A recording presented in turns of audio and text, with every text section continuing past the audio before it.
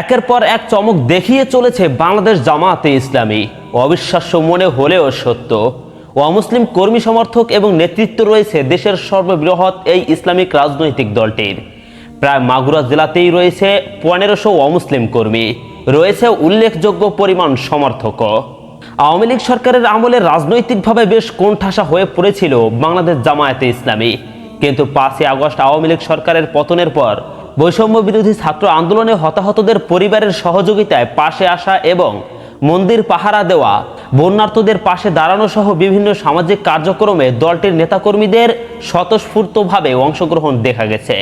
এবার মাগুরা আসন্ন দুর্গাপূজা উৎসব মুখর পরিবেশ সম্পূর্ণ করতে অমুসলিম কর্মীদের সাথে নিয়ে কর্মী সমাবেশ করছে দলটি। দেশের অন্যান্য রাজনৈতিক দলগুলোর চেয়ে জামায়াতে ইসলামীকে ব্যতিক্রমী বলেছেন দলটির অমুসলিম কর্মীরা। দর্শক, তাই এখন জানাবো জামায়াতে ইসলামীর ইতিহাস, কোথা থেকে বা কিভাবে এই দলটির উৎপত্তি এবং প্রভাব বিস্তার হয়েছে। জামায়াতে ইসলামী এটি উর্দু বাক্য। ইসলামী ধর্মতত্ত্ববিদ ও সামাজিক রাজনৈতিক দার্শনিক সাইয়েদ আবুল আলা মওদুদির দ্বারা 1941 সালে ব্রিটিশ ভারতের পাকিস্তান অংশে প্রতিষ্ঠিত ইসলামী রাজনৈতিক ও ডানপন্থী মুসলিম জাতীয়তাবাদী আন্দোলন। 1928 সালে প্রতিষ্ঠিত মুসলিম ব্রাদারহুডের পাশাপাশি জামায়াতে ইসলামী ছিল বিশ্বের মূল ও প্রভাবশালী ইসলামী সংগঠনগুলির মধ্যে অন্যতম।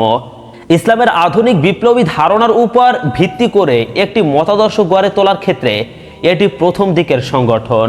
1947 সালে ভারত বিভাজনের পর এই দলটি ভারত ও পাকিস্তানে যথাক্রমে জামায়াতে ইসলামী হিন্দ ও জামায়াতে ইসলামী পাকিস্তান নামে পৃথক স্বাধীন সংগঠনে বিভক্ত হয়।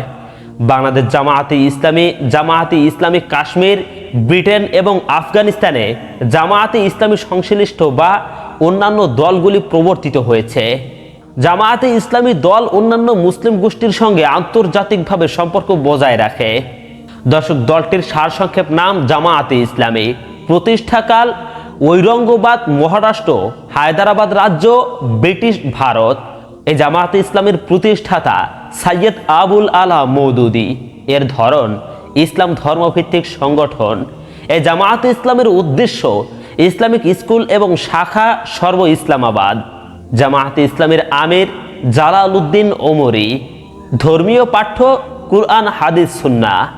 দর্শক, মওদুদি জামায়াতে ইসলামের প্রতিষ্ঠাতা ও নেতা ছিলেন, যা পাকিস্তান মুসলিম দেশ থেকে ইসলামিক রাষ্ট্রে রূপান্তরিত করার আন্দোলনের নেতৃত্ব দেন।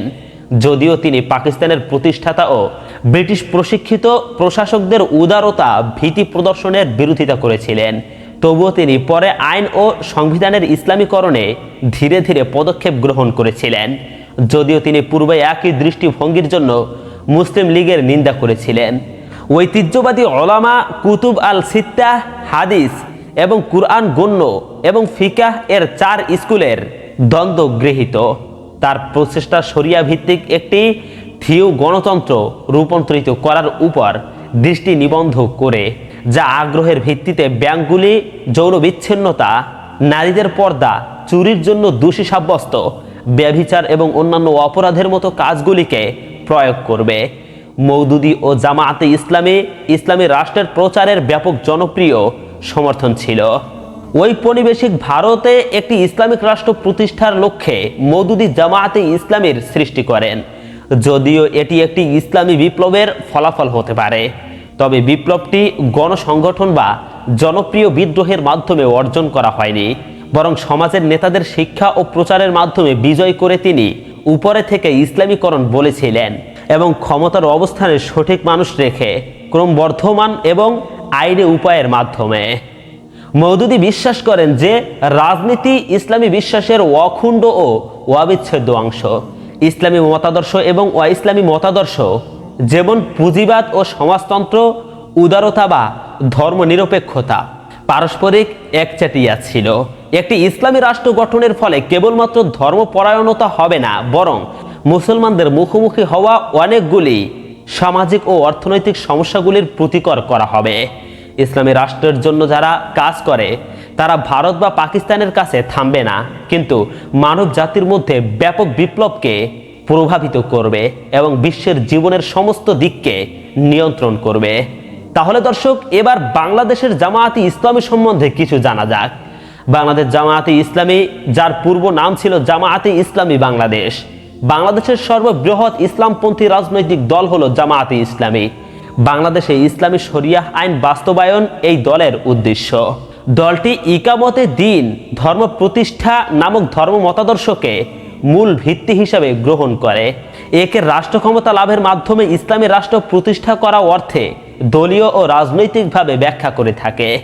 এটি পাকিস্তানের জামায়াতে ইসলামীর একটি শাখা এবং তা মিশরের মুসলিম ব্রাদারহুড এর আদর্শ ধারণ করে। 2013 সালের 1 আগস্ট বাংলাদেশ সুপ্রিম কোর্ট জামায়াতের নিবন্ধন সম্পর্কিত একটি রুলের রায় দেয়, যা সংগঠনের নিবন্ধন অবৈধ এবং নির্বাচনে অংশগ্রহণের অযোগ্য ঘোষণা করে। আর 2024 সালে বাংলাদেশে সংঘটিত স্বৈরাচার বিরোধী অসহযোগ আন্দোলনের প্রকালে রাজনৈতিক উদ্দেশ্যে আওয়ামী লীগ সরকার জামায়াতকে নিষিদ্ধ করেছিল।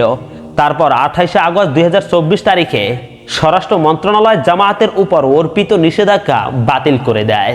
প্রিয় দর্শক, এই ছিল জামায়াতে ইসলামীর সংক্ষিপ্ত ইতিহাস। আজকের ভিডিওটি এই পর্যন্ত। পরবর্তী ভিডিওটি পেতে এখনই আমাদের চ্যানেলটিকে সাবস্ক্রাইব করুন। আসসালামু আলাইকুম ওয়া রাহমাতুল্লাহ।